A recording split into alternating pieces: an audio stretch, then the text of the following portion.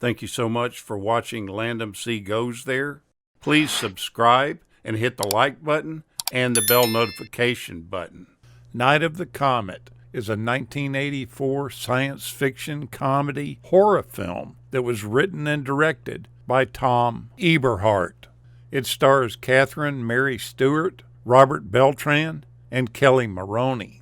The storyline goes about a tale of two sisters who are high school students as they awaken one morning to blood-red skies and the realization that the human race has been completely wiped out. This becomes apparent that anyone who is not surrounded by steel when the Earth passed through the tail of a comet has been reduced to a pile of red dust.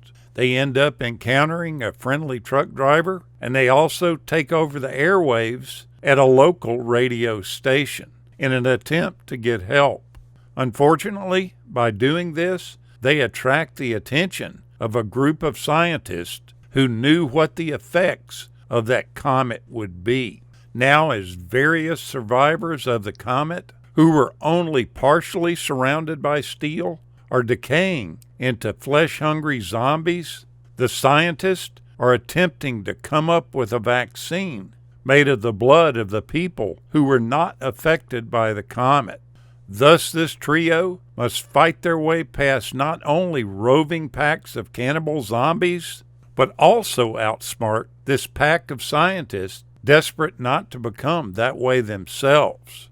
When writing the script, director Tom Eberhardt wanted to merge the idea of strong female protagonists with his love for post-apocalyptic films set in empty cities. For the women, he was inspired by Ginger Rogers. Further inspiration also came from real-life teenage girls who he met while filming PBS specials. Without telling the girls any details about the script's premise, he asked them to describe how they would react to an apocalyptic event. The girls saw the scenario as an exciting adventure and found the only downside to the experience was when the director brought up the subject of dating. Using all these girls' answers, the director wrote the script to be lighthearted and adventuresome.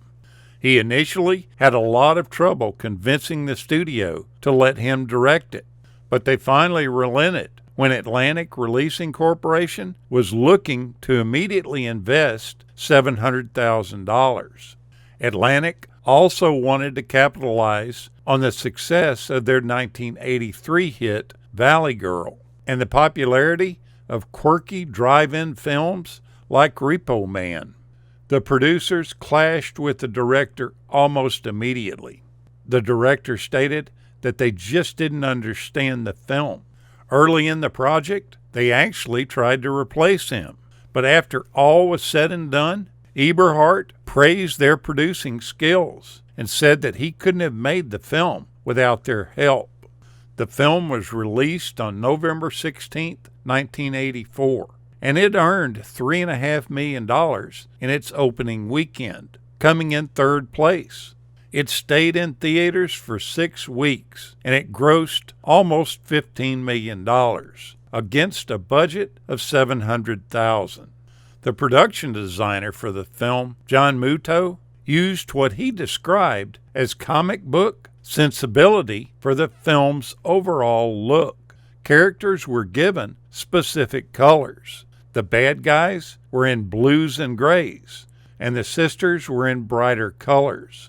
Regina's colors were deeper than Samantha's to reflect Regina being more intellectual than Samantha, and the fact that Samantha was just wackier than Regina. An example of this is Samantha's cheerleading outfit is magenta and turquoise. As Regina emerges from the movie theater the morning after the comet, a poster of Death Race 2000 from 1975 can be seen on a theater door. Mary Warnoff appeared in that film along with this film, and initially she doubted that the film would have any longevity at all. She didn't think it was a cult film to start with. she thought it was a fad movie, and she felt like it would date very quickly. The radio station set was built in an abandoned warehouse. And when you see Samantha inside this radio station, and she's pretending to be a disc jockey, she says, "We're taking requests from all you teenage mutant Comet zombies," which just so happens to be the working title of the movie. Samantha, played by Kelly Maroney, improvised the Uzi line when the weapon jammed for real. The director had originally told the cast to react to any unexpected occurrences in their character, since time and budget were really tight and they needed to avoid retakes at any cost. The scenes of the empty Los Angeles were filmed in the morning on normal business days, and some were even shot during Christmas Day. The shots of the barren city were done quickly while the traffic was held up at stoplights.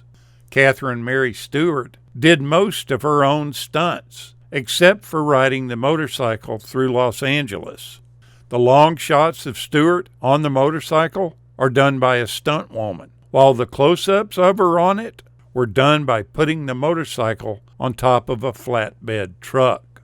The director also recalled receiving a lot of praise for his creativity in his decision to depict Kelly Maroney's character walking out of the elevator by focusing on her feet instead of a conventional full body or upper body shot. But the fact of it was that they were running short of time on that location shoot, and with the actress unavailable to participate in pickups, a member of the production team wore the character's sneakers. And with no actual elevator to film in, a couple of screens were filmed in tight close-up and pulled apart manually by stagehands to simulate the opening of the doors. Now, when Samantha is arguing with her stepmother, Doris, at the beginning of the film, that stepmother is played by Sharon Farrell. In order to get the proper reaction from Samantha when she was slapped, Farrell actually hit her with a slap, and that response is pretty authentic. Now, speaking of Sharon Farrell, she has a fairly small part in the film, but it's pretty dramatic. But she has a heck of a story about her life.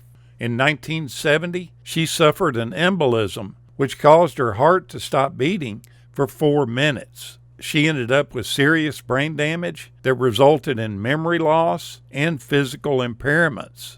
Farrell worked extremely hard to regain her abilities, the whole time keeping this illness completely secret, under the advice of her friend and actor, Steve McQueen. He warned her that if you let Hollywood find out about this, your career will be over. Keeping this illness hidden, Farrell worked steadily for decades. Go back and take a look at this pretty good movie. I think you might enjoy it.